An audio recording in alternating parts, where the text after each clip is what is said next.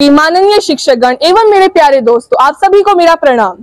जैसा कि आप सब जानते हैं कि आज 14 सितंबर है, मतलब कि आज हिंदी दिवस है। जैसा कि हम सब जानते हैं कि हिंदी दिवस सिर्फ एक दिवस ही नहीं है, ये एक उत्सव की तरह है जिसे हम सब मनाते हैं। तो इस उत्सव के मौके पर मनोज सर आप सबको कुछ बातें बताना चाहते हैं, तो हम उनको मंच पर बुलाते हैं।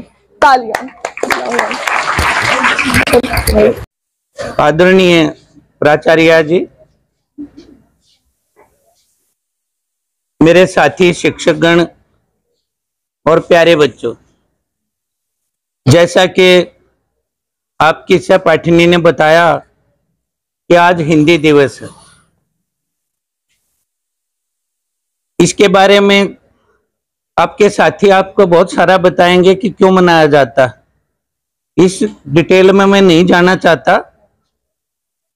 सबसे पहले तो आप सबको बहुत बहुत हिंदी दिवस की शुभकामनाएं। दूसरा, जब इसको हम मना ही रहे हैं तो कम से कम एक बात जरूर जान लें कि ये हरियाणा में हम स्थित हैं और हरियाणा हिंदी भाषी प्रदेश है। निश्चित रूप से अंतर्राष्ट्रीय भाषाएं जितनी भी हैं और खासतौर से अंग्रेजी विशेष महत्व है। उसके महत्व को आप नहीं नकार सकते, क्योंकि अगर आप देश से बाहर जाते हैं, प्रदेश से बाहर जाते हैं, तो आपको उसकी जरूरत पड़ती है। और अनेक भाषाओं का ज्ञान होना गर्व की बात है, कोई शर्म की बात नहीं है। तो सभी भाषाओं का आपको, जितनी ज्यादा भाषाओं का ज्ञान होगा उतना ही आप कंफर्टेबल फील करेंगे अपने कंट्री में और कंट्री से बाहर भी। पर फिर भी जो मातृभाषा होती है वो हमें क्या देती है? जितनी संवेदनाएं होती है हमारी, संवेदना मतलब समझते हो, हमारी भावनाएं जितनी भी होती हैं, मन में छुपे जो विचार होते हैं, जब हम दूसरे के सामने लाते हैं, सबसे बढ़िया कम्युनिकेशन हम अपनी मातृभाषा में कर सकते हैं। कितना ही भी अंग्रेजी बोलने वाला आदमी हो, कितना ही भी दूसरी भाषाएं बोलने वाला आदमी हो, अगर हिंदी भाषी है तो अंत में जब वास्तव में अपने विचारों को रखता है तो हिंदी भाषा पर आ ही जाएगा। तो आजकल एक ट्रेंड चल रहा है कि अंग्रेजी बोलोगे तो बहुत बड़े आदमी हो और हिंदी बोलोगे तो इतना महत्व आपका नहीं है। ऐसा कुछ नहीं है। हिंदी हमारे लिए गर्व की बात है, राष्ट्रभाषा भी इसको घोषित किया गया है। और दूसरी बात यह है कि इसको किसी भी तरह से आप कम नहीं आंक सकते। बहुत ज्यादा रोजगार है इस भाषा में। अगर हिंदी पढ़ के आपको रोजगार नहीं मिलता है तो कमी आपके और हमारे अंदर है। भाषा में कोई कमी नहीं है। कमी क्या है कि हम अपने लेखन कार्य को ठीक से नहीं करते, उच्चारण हमारे सही नहीं होते और भाषा के साथ हमने न्याय नहीं किया। ये समझ लो, अगर हिंदी पढ़ के आपको रोजगार नहीं मिलता है तो कहीं न कहीं हमारी ये कमी रही है कि हमने भाषा को अपने को महत्व नहीं दिया। देखिए, मैं बताता हूं,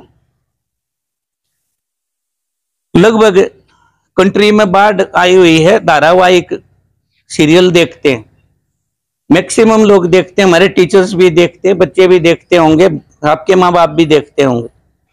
और सबसे ज्यादा धारावाहिक किस में चल रहे हैं? हिंदी में। अब वो कोई लिखता होगा उनको, कोई बोलता होगा, कोई टीवी के ऊपर उनको टेलीकास्ट भी करता होगा। बहुत बड़ी इंडस्ट्री है। ये किससे जुड़ी है? हिंदी से। हिंदी का जो कहानी लेखन में एक्सपर्ट हैं वो लोग आगे से आगे आपके एपिसोड लिखते जाते हैं, उनको फिर फिल्माया जाता है, अभिनय किया जाता है और आपके सामने रखा जाता है। और इनकी पेमेंट भी कोई हल्की नहीं होती है, पेमेंट भी बहुत होती है। रेडियो स्टेशन आपके एफएम चैनल हैं और हैं, उनके ऊपर एंकर होते हैं। हिंदी के एंकर सबसे ज्यादा हैं, इंग्लिश के बहुत कम हैं। वो रोजगार है और पेमेंट बहुत हाई होती है उसकी। अखबारों में लिखने वाले लोग हैं, अखबारों को एडिटिंग करने वाले लोग हैं, मैगजीन्स निकलती हैं, कहानियां छपती हैं, उपन्यास बनते हैं, सारी चीजें आपको धन भी देती हैं, शोहरत प्रसिद्धि भी देती हैं, और रोजगार और सम्मान सारी चीजें मिलती हैं, बशर्ते कि आप अपने आप को डेवलप करो। बचपन से आज हिंदी दिवस है, मैं सबसे एक प्रण चाहता हूं कि चाहे किसी के मन में दो शब्द आए, एक छोटी अपनी कॉपी या कोई लिखने की, कोई संजोने की कोई सामग्री रखें, जिसके ऊपर चाहे एक लाइन लिखें जरूर हिंदी में। अगर ऐसा करना शुरू कर दिया तो देखना आपके पास विचार आते जाते। जब भी कोई यहाँ खड़ा कर देते हैं बोलने के लिए अचानक कि आओ इस विषय पर बोलो, तो क्या करोगे?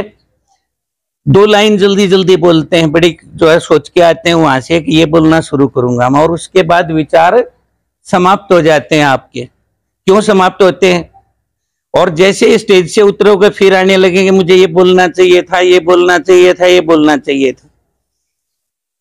क्यों नहीं जुड़ते हैं विचार? क्योंकि आपको आदत नहीं है, लिखने की आदत नहीं है, सोचने की आदत नहीं है। अगर सोचने की आदत पड़ गई, रोज लिखने की आदत पड़ गई, तो 10-5 दिन मुश्किल आ सकती है कि आप एक या दो लाइन लिख रहे हो, उसके बाद आपके पास विचार आने शुरू हो जाएंगे और एक दिन उस मुकाम पर पहुंच जाओगे कि आप चाहे सारा दिन लिखते रहो, आपके विचार खत्म नहीं होंगे। यही है लेखन का कौशल। लेखन का कौशल जिसके पास है उसको रोजगार की कमी नहीं। फिर आगे बोलने की बात, अच्छी तरह से अगर तुम अपनी बात को सामने वाले को रख सकते हो, वो आपका बोलने का कौशल है, बोलने की कला है। बोलने की कला आपके पास आ गई तो हजारों फील्ड आपके लिए खुल जाते हैं। राजनीति आपके लिए खुल जाती है, समाज सेवा आपके लिए खुल जाती है, लोगों को कन्विंस कर सकते हो, लोगों को समझा सकते हो, अपनी बात कह सकते हो और अपना प्रभाव भी उनके ऊपर छोड़ सकते हो। तो ज्यादा कुछ नहीं बोलूंगा, 2-3 बातें मैंने कही हैं कि अपनी भाषा पर शर्म नहीं आनी चाहिए, गर्व होना चाहिए। दूसरा, हमारे विचारों का सबसे बढ़िया साधन यही है, विचारों को रखने का। तीसरी बात है, ये आपको बेरोजगार नहीं छोड़ेगा, रोजगार देगी ये भाषा आपको, ठीक है।